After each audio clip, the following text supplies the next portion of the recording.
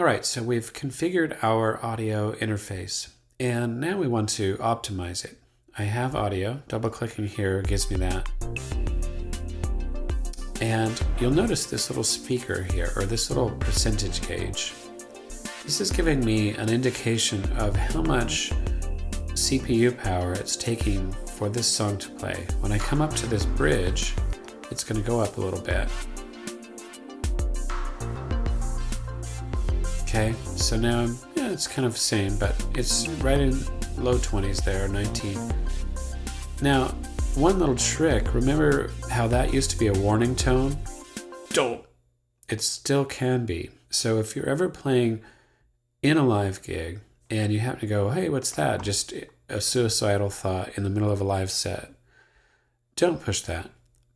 However, it is useful because if for some reason you needed to change drivers or whatever, you can stop it here, and when I unclick this, it's going to start again.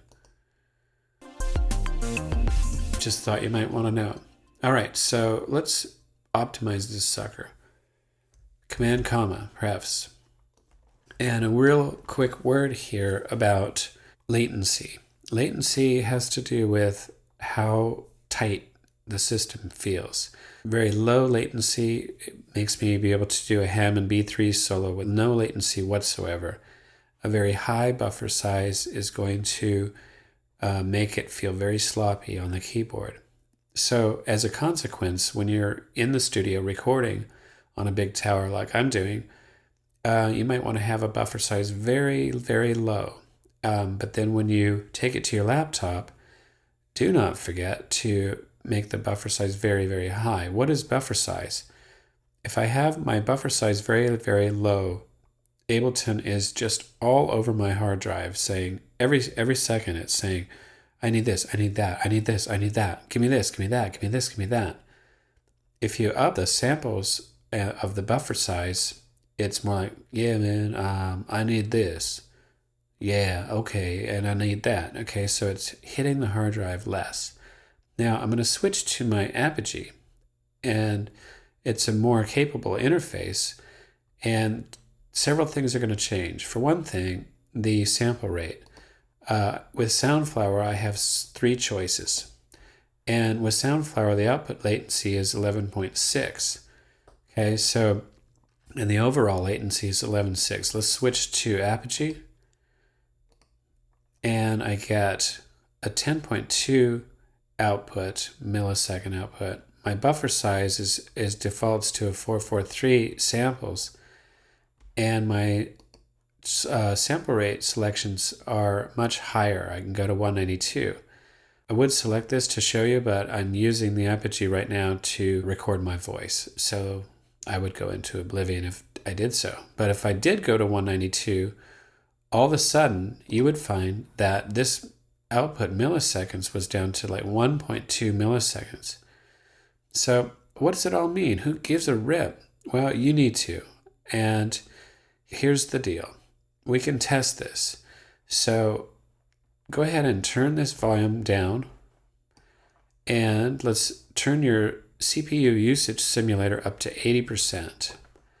And what we're going to do is watch that meter, and we're going to listen. Now, let's switch to the Soundflower. Now, Soundflower is no hardware at all. It is just a piece of software. And let's just try this. It's at 555 because that's what it defaults at. But I'm going to go on, and I'm at 80% CPU. And let me try to grind this down a little bit. Let me go down to 15. Okay, so it just wrecks it. Up. Let's go to 50.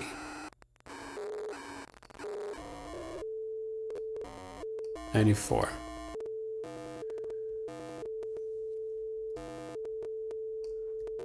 $130. Now, you might be frustrated because when you click and drag, it just whips right along and goes so fast.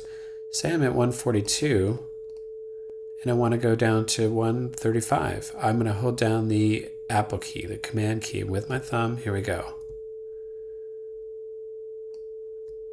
That gives me a smaller way to to drag it down. So Apple, drag, apply. It's cracking up at 92. Apple drag 102. Apple drag 146.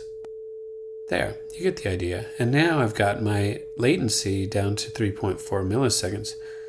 Remember, this is a big tower though, so when you get your set onto your laptop, you're going to make sure you do this. One last thing. This here also doubles as A440. So, Johnny Joe guitar player goes, "Hey, computer boy, how about giving me an A so I can tune to you, expletive, whatever." And you go, "No problem, Creedence Clearwater dude, because I have an A440 right here. Can you hear it?" Wham.